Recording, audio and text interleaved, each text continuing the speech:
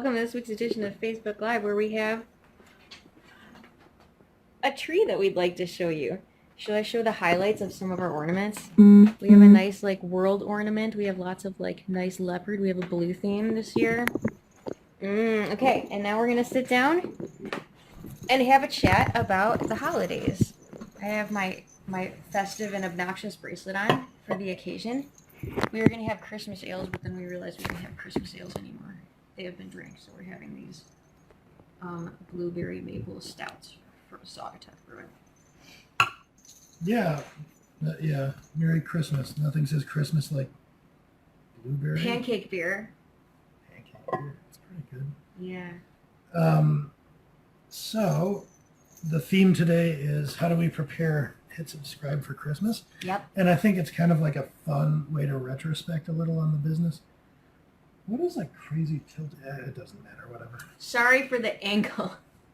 Why are you so much lower than me? I'm slouched. It's because I'm so sitting tall. up. I'm 5 feet tall. I'm very short. I don't know. Oh, you're sitting on a pillow. It's my booster seat. So over the last few years, the way that we prepare Hit Subscribe for Christmas has changed a lot. So it's kind of like a fun retrospective. Mm-hmm. So the first year there was a Hit Subscribe was 2017, or the first Christmas where there was Hit Subscribe. Yeah. Before that, we were both kind of freelancers. I was consulting and Amanda was a freelance editor. And I would just prepare for Christmas by not going to wherever I had been going to do work. Yep. That was, all right, time to be done with that and on to the next thing. The first year of Hit Subscribe, we had founded the business in spring of 2017. Mm-hmm. And then we had only just started bringing on authors No, it's only 5 in authors. November. And I would love to name them, but I feel like I'll forget one or two and then feel terrible. Oh, yeah. But we had some of our oldest, most tenured authors, not oldest, longest tenured, With aged authors. were with us. But I don't even know if you had editors at that No, point. definitely not. You might have had Kristen and or Tracy. I think I only had Tracy. Yeah.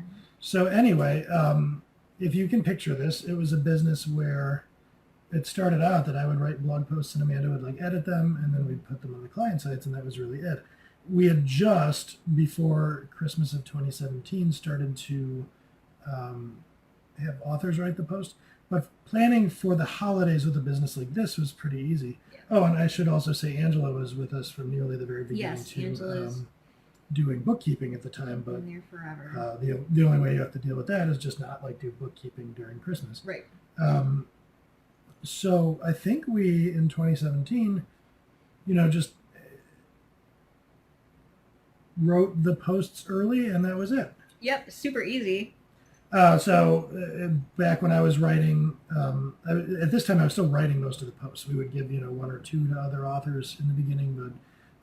So this was solved by essentially we worked very hard in the weeks leading up to Christmas, and then yay, we worked hard, time off, back to work afterwards. Mm-hmm. If you fast forward to 2018's Christmas, the business changed pretty substantially. Yes. That might have been the biggest change year for us. Yeah, it's a huge difference.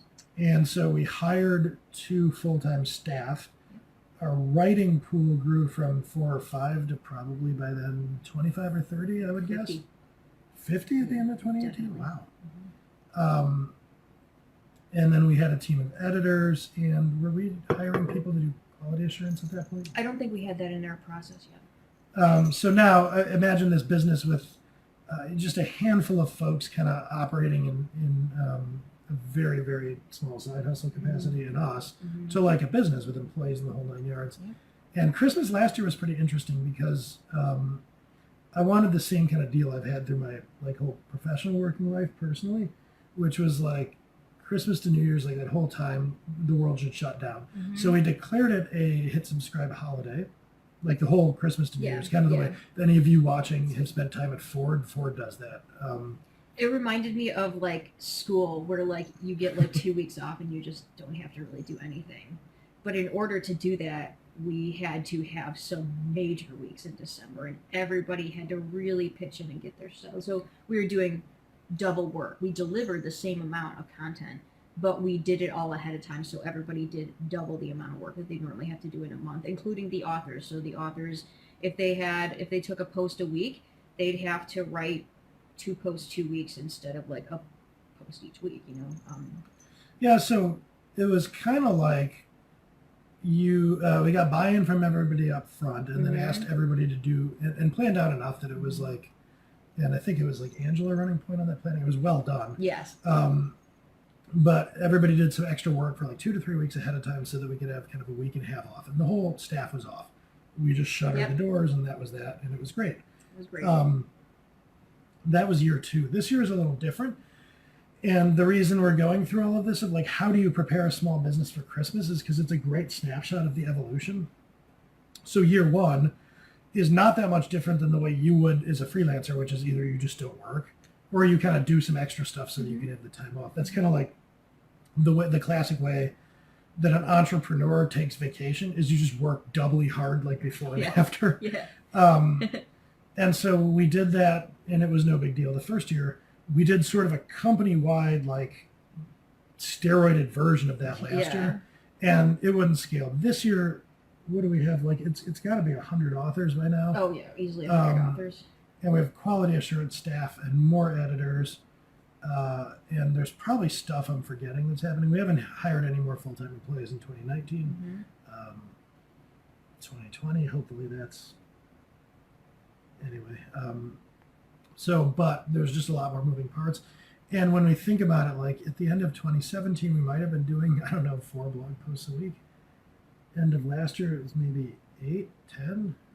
11 was a tough week, And what did we do last week? Like 30? 25, but probably more too, because I think some of them didn't go some of them started early and went through quicker. So we're delivering close to 30 posts a week now, and you cannot shut that train down. I mean, at this point, we could not have done the same thing that we did last year. There are too many posts. There are too many clients. They rely on us for cadence.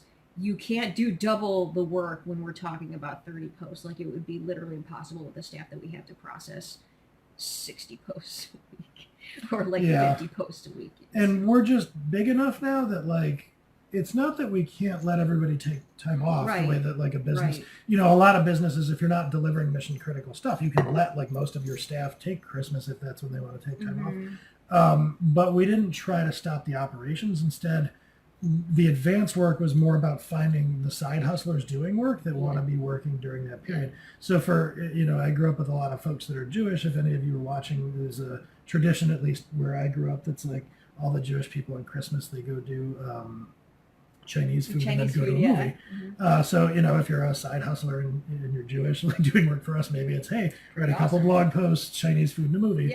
So there are people that really do want to be working during this time. So we kind of identified those people and paired them up. And then our operations have become sort of smooth enough that they don't week over week always need staff to intervene all that much.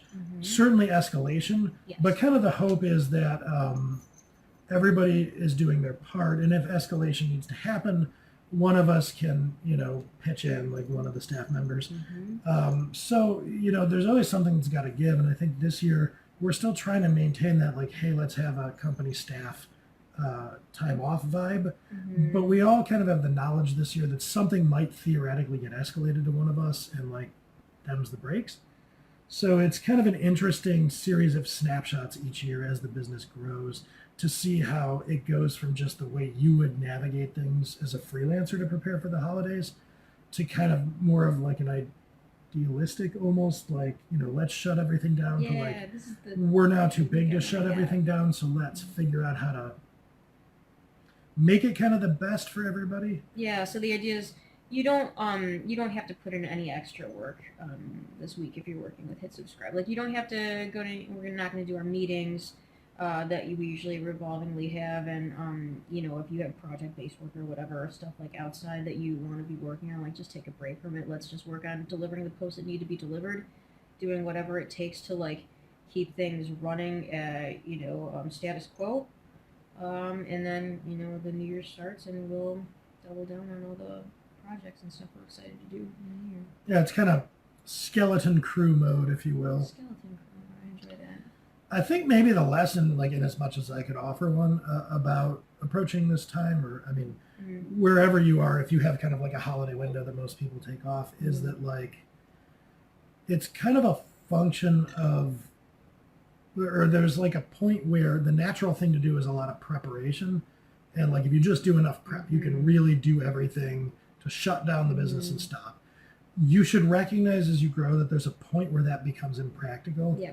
and not try to fight that, and instead kind of go into a mode where things can keep running somehow, and you just do your best to get everybody, their family time off and accommodations. It also doesn't hurt that we work in like the Eisenhower matrix quadrant of important but not urgent. So like if somebody's like, hey, it's Christmas, Eric, and like this blog post isn't properly optimized for SEO, it's kind of like, yeah, you're gonna live, we're not keeping like MRI machines in working order, or like performing surgeries or whatever, landing helicopters. Like everybody can kind of wait for a week. It's your blog matters. I mean, it really matters. Like some of our clients, it's we come on here every week and kind of joke around about like like we're doing sort of like magical internet stuff for a living. They work on the internet. And sometimes people, especially like in our parents' generation, are like, I don't really understand how or why you guys have money, but good for you. But like some of our clients have millions of visitors a month, and if 1% of those millions of visitors a month buys their $300 SaaS product, you can do the math. That's like $3 million a month. And so if their traffic tanks, that $3 million becomes $2 million. That is the kind of thing that matters to people. So there is importance, but it's never something that has to be done right now. So being in an important but not urgent business is also really nice. It is really so nice. If you were doing a much more like support-oriented business, you might have to take a much different approach. Right. I think also the other thing to like take away is like, how do you prep a small business for the holidays? I mean, it depends on what your definition of small is, because if it's small as in me, Eric, 5 authors, and an intern, you prep by being like, well, we're going to take a couple weeks off. Small, like, maybe 20 to 30 people working together to deliver a medium amount of things, where if you really could double down reasonably, you could if you wanted to work really hard, and then you could take it off. If you're a small business, as in can't stop that train, you just kind of adapt and do the best that you can to make sure that like you get a lot of people that want to be working over the holidays, who are flexible, and give your full-time people as much freedom as you can. Good stuff. So yeah, do we have any time left? Oh, this is a good time window. I was going to ask you if you have any holiday plans, but that would have been silly because I know what they are. Would you like to sing some Christmas carols to close out? Oh my! Would you like to sing "Last Christmas I Gave You My Heart"? You're gonna wham everybody watching. Well, no, I'm a cover, so it doesn't count. No. We can have percussion. Oh, you can sing if you want. I'm not singing. Last Christmas I gave you... I'm just gonna hit the finish. Happy holidays, everyone. Have a great time off if you have a time off, and if you don't, last Christmas.